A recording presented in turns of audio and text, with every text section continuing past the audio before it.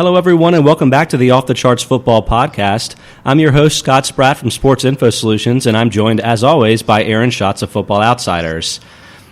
We have a lot of exciting things to talk about on today's show, but Aaron, I wanted to get started with some of the stuff that you brought up in some of your articles that you've written, in particular the DVOA article update after Week 12. Your subject of that article is kind of what's been going on this whole season, but really crystallized for me this week, which is that there's really not any dominant teams so far this season. In fact, the top 5 teams in DVOA are all between 18% and 22% DVOA for the season, and no team after Week 12 has ever led DVOA with less than 30%. That's just crazy to me. So the number one team being the Falcons, they're like 9% lower in DVOA than any team that's ever been number one at this point in the season. Wow. Yeah, it's really, this is the year of no great teams, and we've known it all year, but it really brings it forth that this is the year of no great teams. And the teams that are, at the top of the league in wins and losses, have generally had some close victories that have, they don't have a lot of big, huge, dominant statement wins. Yeah. On the list. The Patriots are sort of an exception, but then the Patriots have that one loss that is still incorporated in our numbers, which is the loss to Buffalo 16-0. Right. But Dallas, last night's game being a great example, they've actually survived with a number of close victories, not as close as last night's, but they only beat Washington by 5. They only beat Pittsburgh by 5. Philadelphia was overtime. They only beat San Francisco by 7. Yeah. So, obviously Dallas has only lost one game, and they lost it by 1 point. So I'm not trying to diss on them here, but there's no dominant great teams this year. There are a lot of good teams. People assume that that what that means is that everybody sucks this year. That's not it at all. It's just that there's a lot of good teams, but no great teams. So I think that's exactly true, but what I thought we would do to start things off on the podcast today is talk about those top 5 teams, and we'll get to the Cowboys and Patriots in due time, but I'm going to start at the number 1 spot with the Falcons, and I want to go through them, talk about them with you, and just get your thoughts on, maybe are there factors that could potentially be making these teams better in the future than DVOA has seen them so far, or, maybe it's the other way. I just want to go through them one by one and get your thoughts on each of these teams. So as I mentioned a second ago, the Falcons are up to the number 1 team in DVOA, but again, at 21.9%, they're well behind recent, other seasons' number 1 teams in the past at this point in the season. Yeah, so the other thing to remember, by the way, is that in the weighted ratings, Dallas is 1 and Atlanta is 2, and They're very similar teams. Dallas is getting all the press. That's partly because it's 2 rookies, and that's partly because Atlanta's quality is somewhat hidden by their schedule. Yeah. The hardest schedule in the league so far belongs to Cleveland. The second hardest schedule has belonged to Atlanta. Yeah, I wanted to ask you about that specifically, and I didn't know whether there was anything to that from DVOA's perspective. Obviously you can see the difference in, Atlanta being number 1 in DVOA, but their 1-loss record is a lot worse than the Cowboys. But, is there anything to the fact that they've already been playing a very difficult schedule and it may be getting easier over the rest of the season? Can we expect the Falcons' DVOA to rise because of that, or is that something that DVOA is already sort of giving them credit for playing those hard teams previously? Right. We're supposed to be filtering that out by having the opponent adjustments. Their future schedule is 20th in the league, but that shouldn't make them have a higher rating. It should make them look better in conventional stats and look better to your eye. But they're not supposed to have a higher rating. Now, they do have 3 home games left and 2 road, and I've never quite figured out a good way to incorporate home and road into DVOA in a way that seems to work. It seems like it should be simple, yet it doesn't actually improve how good it predicts the future or anything. So, in that way, Atlanta might go up a little bit, but for the most part, it's the thing is their schedule's been hard so far. If you look at the non-adjusted number, the number that's not adjusted for opponent and not adjusted for making all fumbles equal, Atlanta is 6th in the league. Okay, yeah. By that number, Dallas is 1st, New England 2nd, and Atlanta is 6th. So the schedule has been a big deal in why Atlanta doesn't look as good as the other teams and is 7-4 instead of like 9-2. But given the fact that their schedule is easier the rest of the way, I think that makes their likelihood of making the playoffs or perhaps getting a bye potentially even higher than you would realize just looking at their one-loss record. And again, they're very similar to Dallas. Dallas is the first in offense, 27th in defense, 10th in special teams. Atlanta is second in offense, 24th in defense, and 7th in special teams. The difference between the two teams in any of those ratings is no more than 1.3%. They're very similar teams, including the fact that both of them depend highly on one great receiver. Sure. Although the Falcons depend more on Julio Jones than the Cowboys on Des Bryant at this point, especially because the Cowboys have Cole Beasley playing so well in the slot. But these are really similar offense first, defense second teams. So specifically with the Falcons' rest of season schedule, they host the Chiefs this week, then they go to the Rams, they host the 49ers, they go to the Panthers, and close at home against the Saints. So the team that's clearly the best of that bunch is this week's matchup against the Chiefs. And both of these teams are clearly tracking toward the playoffs, but I wanted to know if you had any thoughts about this week's matchup and does it really matter which of these teams win? If one of them lost, would it affect their chances of making the playoffs drastically, or does winning put one of them in the driver's seat to potentially make a Super Bowl run? Yeah, so for the ESPN article that I do every week, which is based on looking at the playoff odds, I do a list of the 5 most important games based on how it affects playoff odds. And the Atlanta-Kansas City game doesn't come out in the top 5 because those teams are very likely to make the playoffs anyway. So I added another column that was the percentage chance to make the Super Bowl. And by that method, this week's Atlanta-Kansas City game is by far the most important game of the week. Interesting. Because of how much it affects the seeding for these two teams, especially Kansas City, because obviously there's a huge difference between being the 2 or 1 seed in the AFC and being the 5 or 6 seed in the AFC.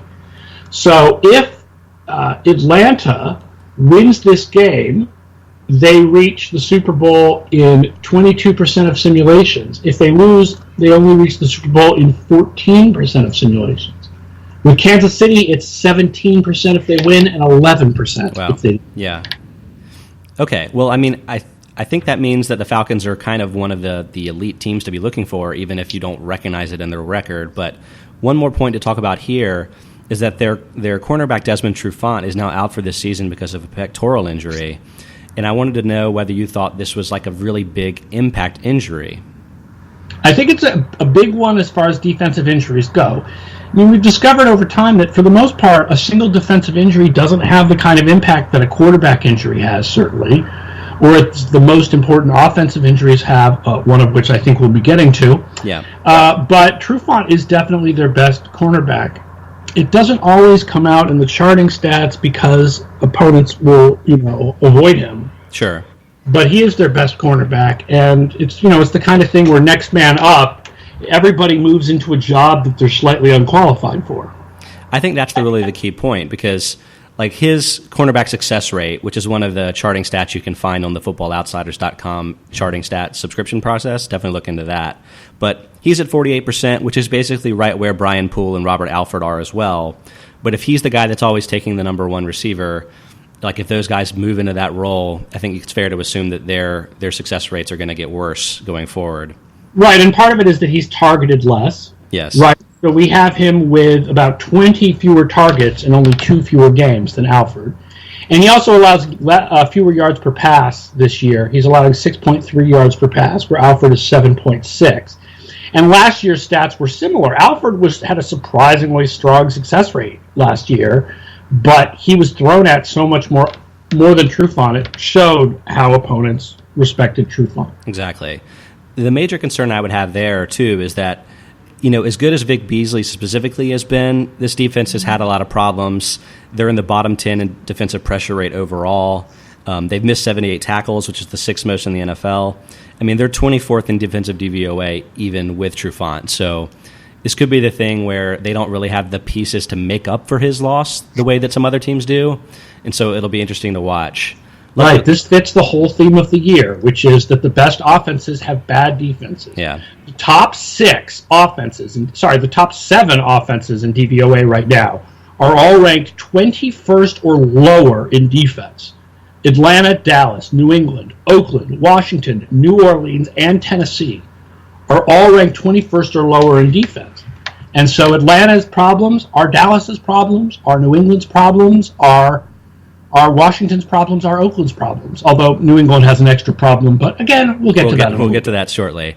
But let's go ahead and talk about the Cowboys because they're the next team up in overall DVOA. Even before last night's game, they were at 99.8% chance to make the playoffs. They were at an 83% chance to win the top seed in the NFC. Now they won again. They may have eliminated the Vikings, frankly. They're at 11-1.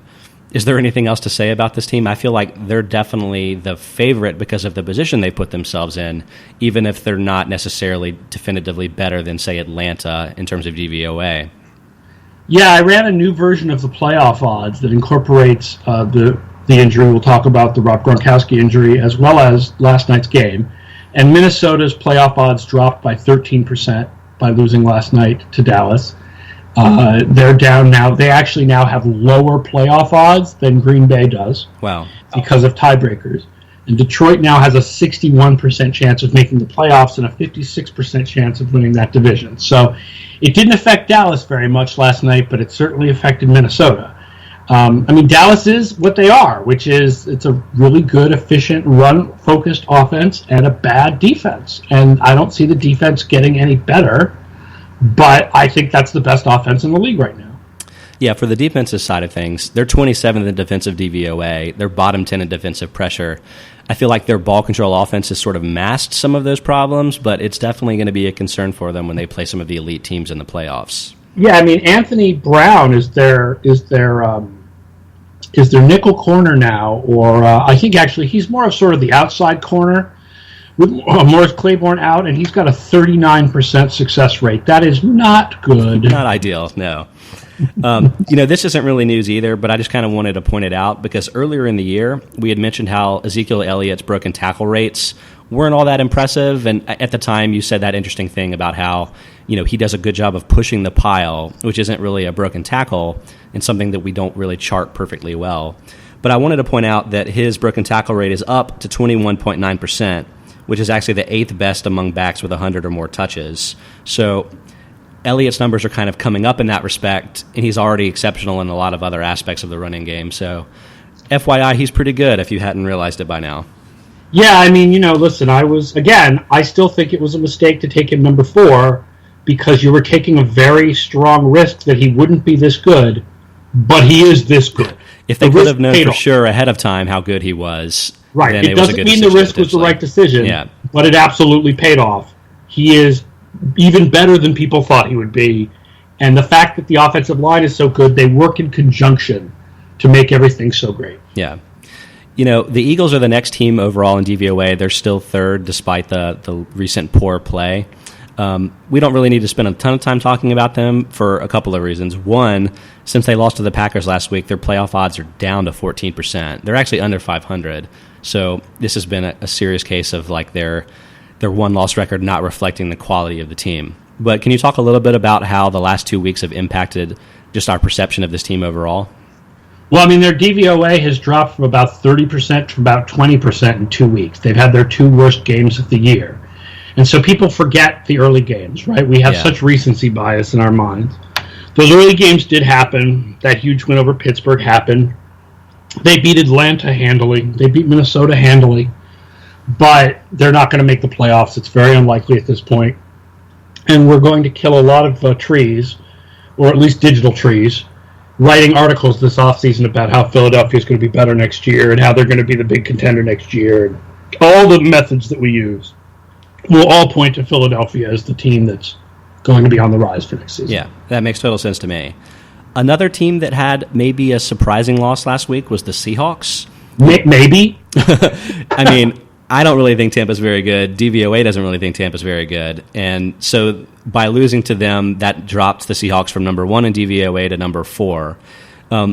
So, they're still one of the best teams in DVOA this season, but where do their playoff odds and that sort of stuff stack up now, given that loss? It killed their chances of being the number one seed, basically. Their chances of winning the top seed went from 30% or so to 6%. Their odds of reaching the Super Bowl dropped by almost half, from 37% to 24%. Wow, yeah. So it was not a good loss. When you are a top contender and you lose a game that the system expected you were probably going to win, odds will go way down because you weren't supposed to lose that game. As far as how good Seattle is, I don't know how much long-term impact it has because so much of it is injuries, and Justin Britt should be back at center, and it's weird to talk about him as the anchor of that offensive line, but he kind of is now, and Earl Thomas will be coming back, and Michael Bennett will be coming back, so they're going to be still a good team, but it hurt their odds by hurting their seeding and their chances for home field advantage. That all makes sense. I wanted to point out something about Michael Bennett, though, because he's missed the last 5 games because of a knee surgery. Over the first 7 weeks when he was with the team, they were 12th in defensive pressure rate. They've fallen to 19th without him. I've heard people like Tom Brady say that he's the best or one of the best defensive players in the league.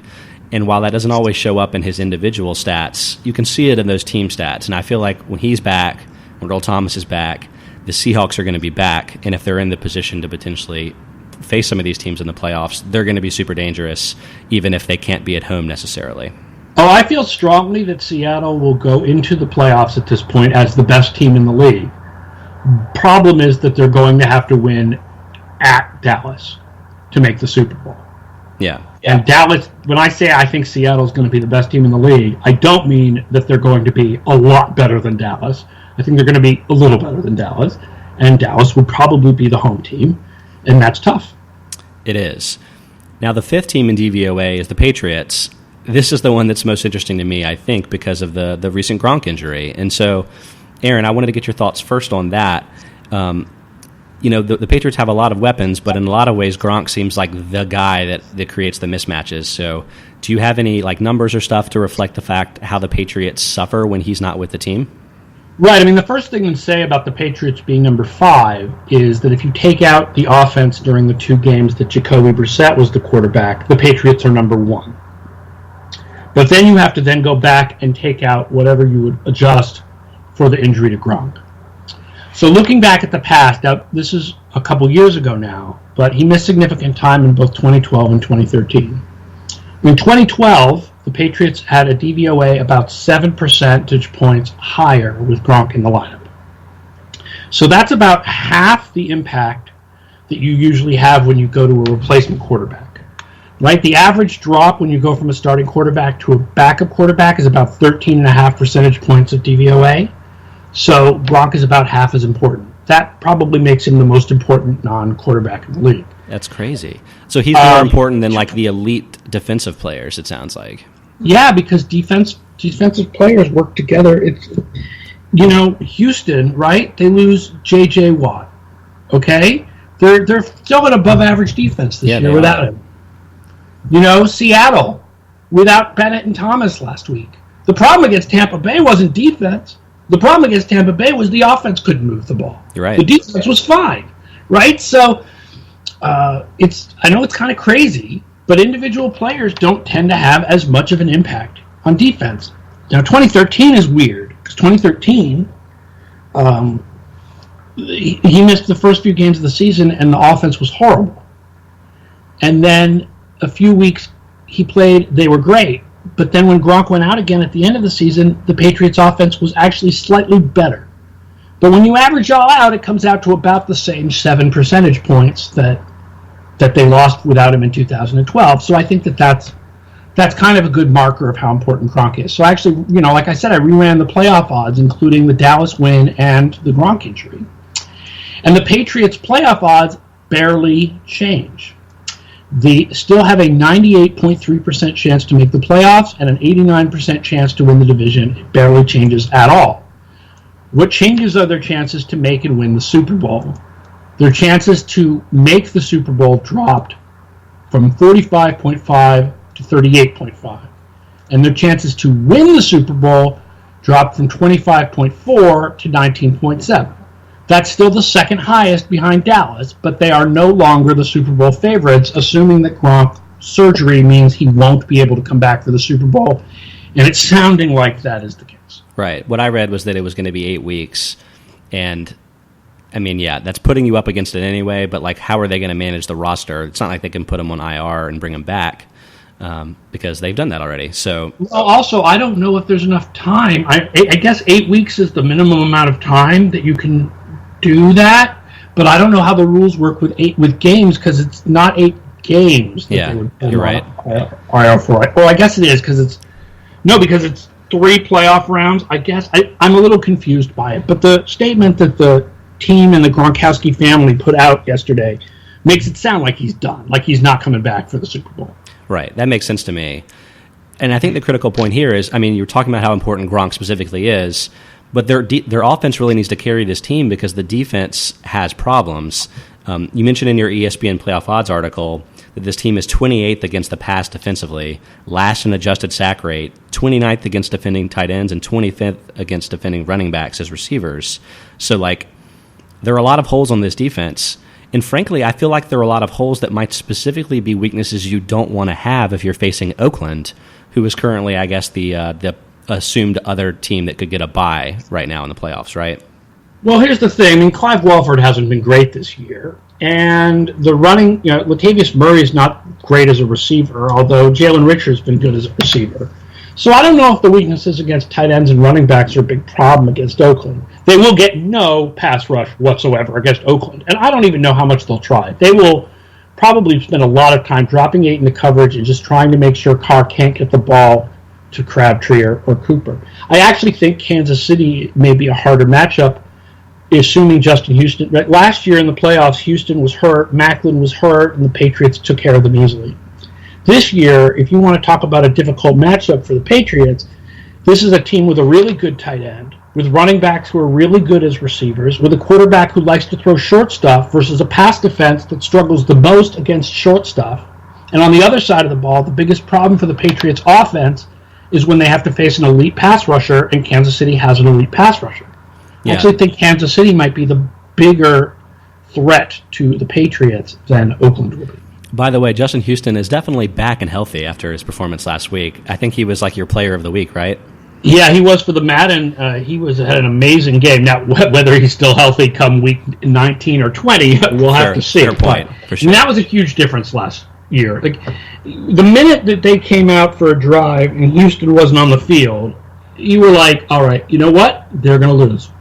Yeah. Okay, so I mean, I think that pretty much goes through the top teams in the league, gives a good sense of where they are.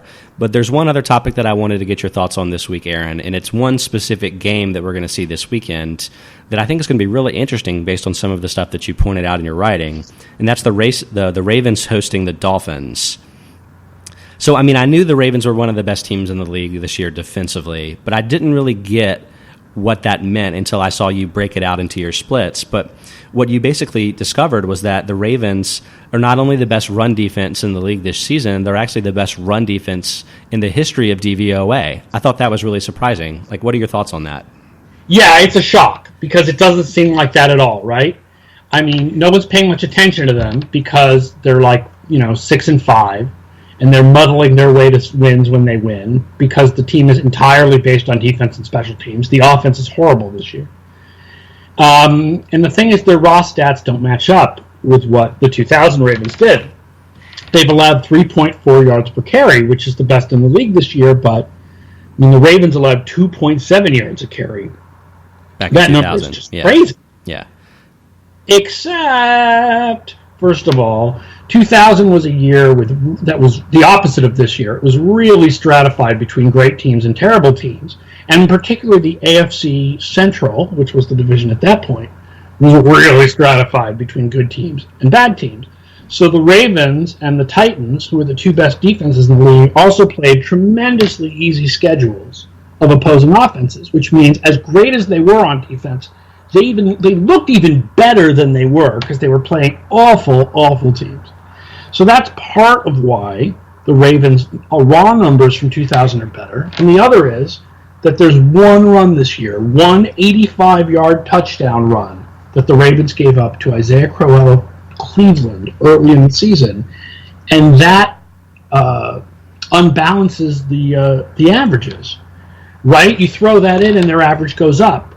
Now, obviously, you have to consider all the runs and averages. That's what averages are. But it's not like they're giving up lots of those runs. That's like the only run longer than 30 yards that they've given up all season. If you look at a play-by-play basis and sort of a success rate basis, the run defense is as good as the 2000 Ravens. Yeah, I mean, it actually looks a little bit better because based on DVOA, negative 42.5%, with negatives being good for a defense. And in the 2000 Ravens, they were negative 36.6. So right. The success rates are similar, except that the 2016 Ravens are doing it against a harder schedule.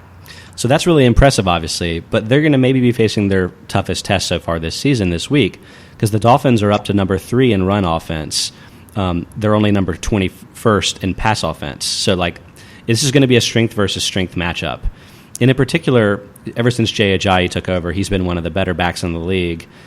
He's got a 20.9% broken tackle rate. That's 10th best among backs with 100-plus touches. But what's interesting is the Ravens have the fewest missed tackles all season of any team, with 48. And just as a little aside, I thought this was funny, the Bengals have 100 this season, so more than twice as many, and that's the worst in the league. So, big-time strength versus strength. I was curious then, if the Ravens maybe have some success in limiting what the Dolphins want to do offensively, is there anything in the stats that suggests that maybe the Dolphins are turning the corner from a passing game perspective? Because in particular, Devontae Parker has had some big games in standard stats of late. The last 3 weeks, he's got 24 targets, 16 receptions, 246 yards, and a touchdown. Is that sort of supported in the advanced stats that maybe he is turning a corner? Well, I mean, I have a hard time putting that much of a weight into just 3 games, right? If you look at the season as a whole, he's been a little bit better since, the halfway through the season mark. The whole passing game for Miami got better when this winning streak started, but not as much better as the running game got. And the real improvement was Kenny Stills rather than Parker or Landry. Parker's been a little better. Landry's been a little better. Stills has been a lot better.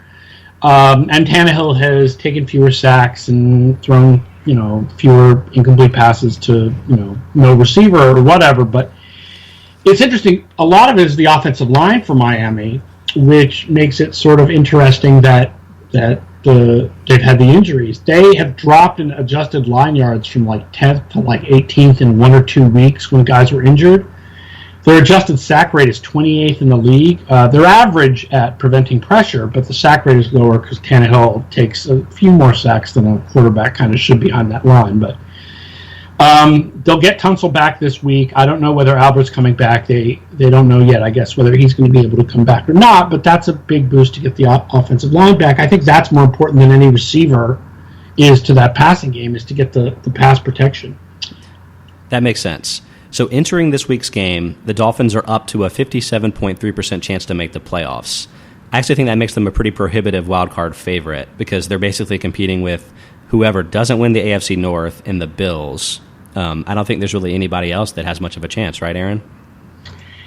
Actually, I'm thinking AFC West is a much better chance than the North. Right. We don't have the North with a very strong chance of getting a wild card. It's the third AFC West team that is the main competitor. The Broncos. Gotcha. Okay.